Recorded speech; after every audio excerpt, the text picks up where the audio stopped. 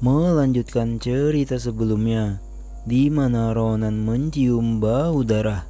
Dengan insting masa lalunya yang dikelilingi oleh pembantaian berdarah, Ronan dapat mencium bau darah di kejauhan. Sementara itu Asel yang bingung pun bertanya, Bau darah? Apa maksudmu? Tanya Asel kepada Ronan. Maksudku, bagaimana menurutmu? Jawab Ronan dengan serius, menatap ke suatu arah. Lalu melanjutkan, itu artinya ada tamu yang datang sebelum kita. Tentu saja bukannya tamu, lebih tepatnya trespasser. Terlihat sebuah anak panah yang sudah dilepaskan dan beberapa orang yang sedang mengarahkan panah-panah mereka untuk dilepaskan ke arah target. Anak-anak panah tersebut pun menerjang ke arah Ronan. Setelah dekat dengan tempatnya, Ronan pun mulai mengayunkan pedangnya dan memotong anak-anak panah tersebut sampai terbelah. Dengan tatapan serius Ronan bergumam, ini sama seperti yang kulihat sebelumnya. Lalu memperlihatkan flashback di masa lalu. Berada di kemah Hunnitai Forge. Apa kalian tahu seberapa hebatnya ini? Tanya seorang pria yang memegang anak panah di tangan kanannya. Ini adalah anak panah spesial yang bisa dengan mudah menghancurkan kepala suatu makhluk seperti orc, ucap seorang pria muda yang berwajah tampan dan berambut berwarna merah. Dia membanggakan anak panah yang dia pegang. Lalu melanjutkan, bagaimana menurutmu? Kau juga ingin tahu kan, Kapten? Tanyanya kepada seorang. Terlihat di sana ada juga Ronan. Lalu Ronan berkata, dia mulai lagi. Kau ketahuan melakukan perburuan dengan itu, dan kau membuat soal benda itu. Apa kau tidak bisa diam? Tanya Ronan dengan jengkel kepada pria muda tersebut. Pria itu pun menjawab, itu benda yang sangat berbeda dari yang lain, ucapnya membela. Teman-teman Ronan di samping pun tertawa mendengar mereka.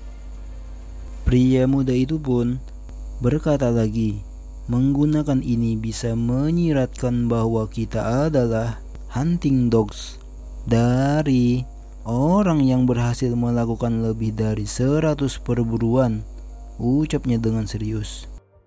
Operator elit hebat organisasi kita, Karibolo.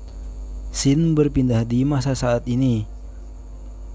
Terlihat Ronan dengan tatapan seriusnya pun masih bergumam, Karibolo lagi ya?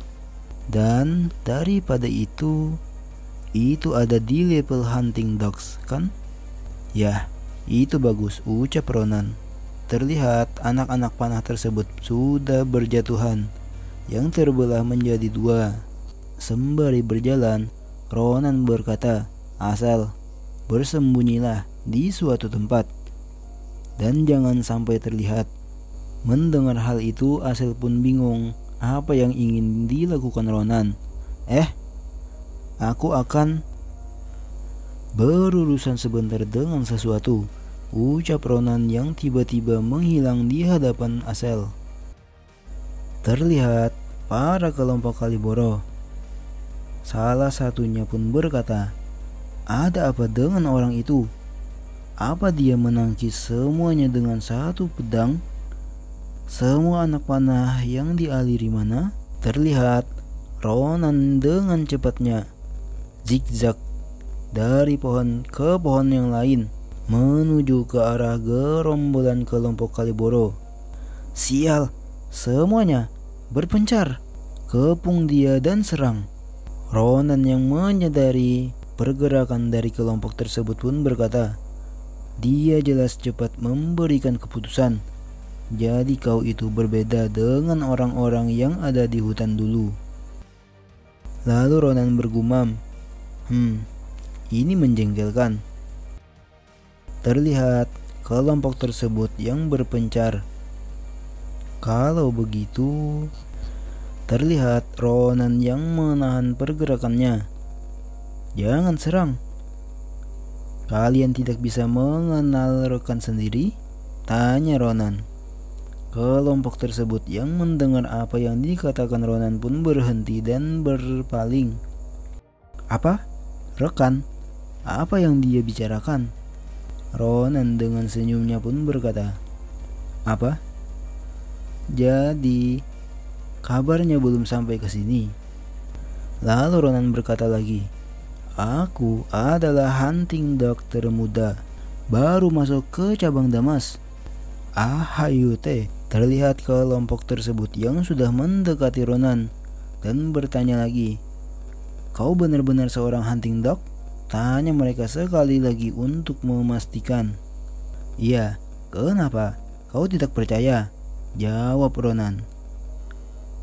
Seorang pemimpin tersebut pun berkata lagi, kau pikir aku percaya kalau kau itu hunting dog?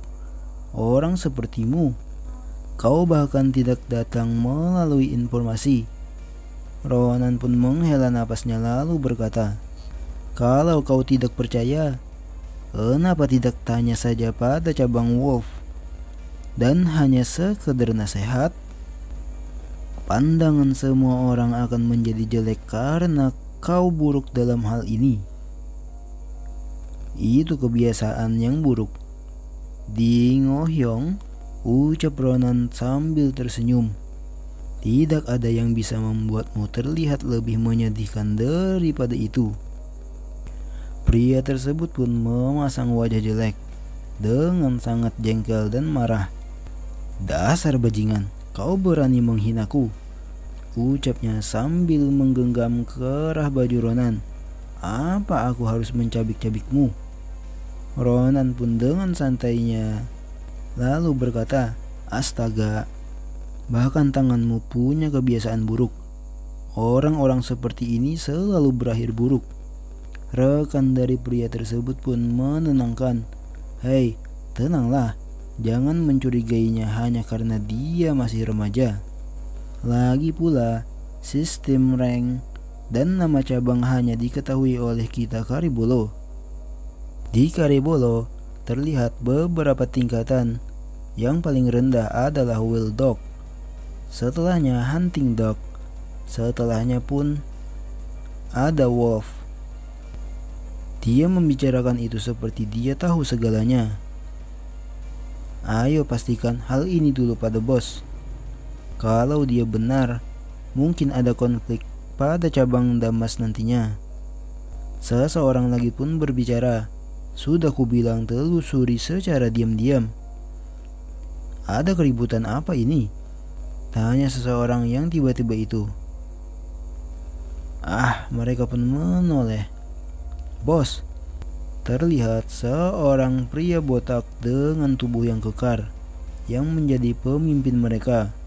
Pemimpin dari cabang Dimare bernama Bium. Pria yang dikenal Ronan tersebut pun berkata, kebetulan sekali, bos. Orang ini. Terlihat Ronan yang memasang wajah gelap. Meskipun bos ada di sini, kita tetap akan diteriaki, ucap para bawahan tersebut. Ronan pun bergumam, karena pemimpinnya sudah muncul. Itu artinya semua orang sudah berkumpul dengan seringai jahat.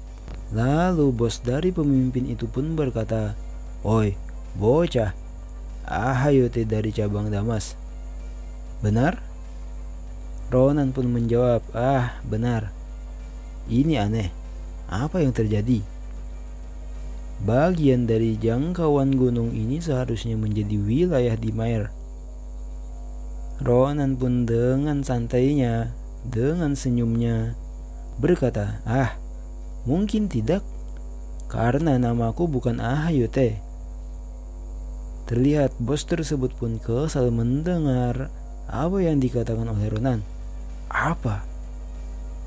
Dan slas. Dengan sekali ayunan pedangnya pun, Ronan membelah para bawahan kelompok tersebut. Tanpa dapat bereaksi, aku baru memberitahu nama paling aneh yang bisa kupikirkan, ucap Ronan. Terlihat bos tersebut dan pemimpin tersebut pun sangat waspada. Rasanya nama itu sempurna untuk pemburu yang bodoh, ucap Ronan yang tersenyum sembari menerjang serta mengayunkan pedangnya untuk menebas bos tersebut. Srek, sreng.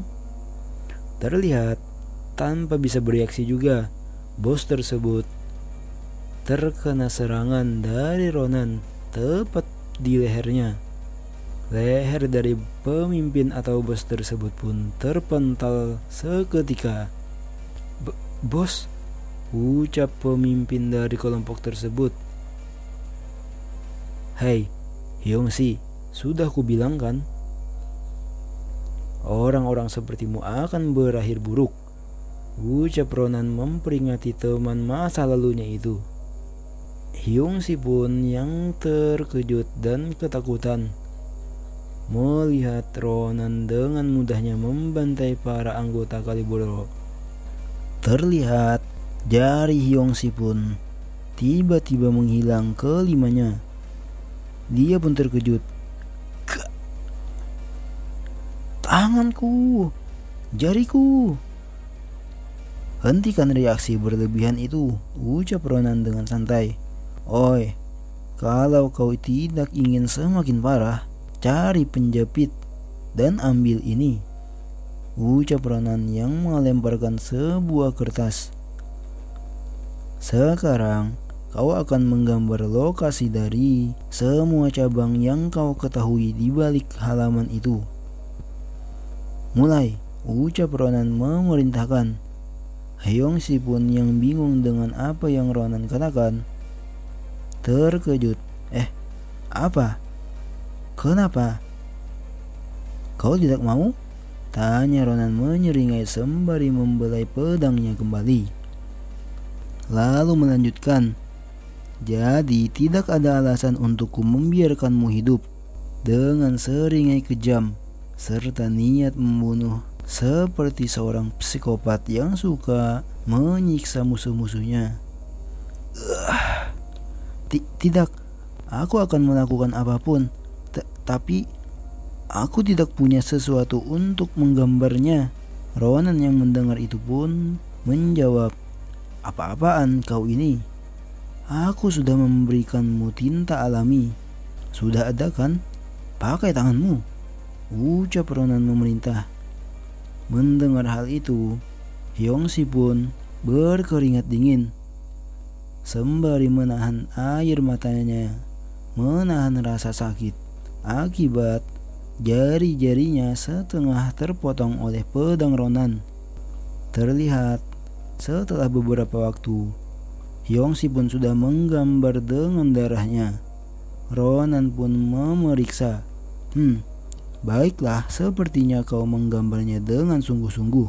Kau itu berbakat ya. Terima kasih. Jadi, kau akan memberikanku hidup kan? Ucap Hyongsi yang merasa ketakutan. Soal itu, ucap Ronan. Sek. Namun tiba-tiba Ronan membelah tubuh Hyongsi dari atas kepala sampai ke bawah.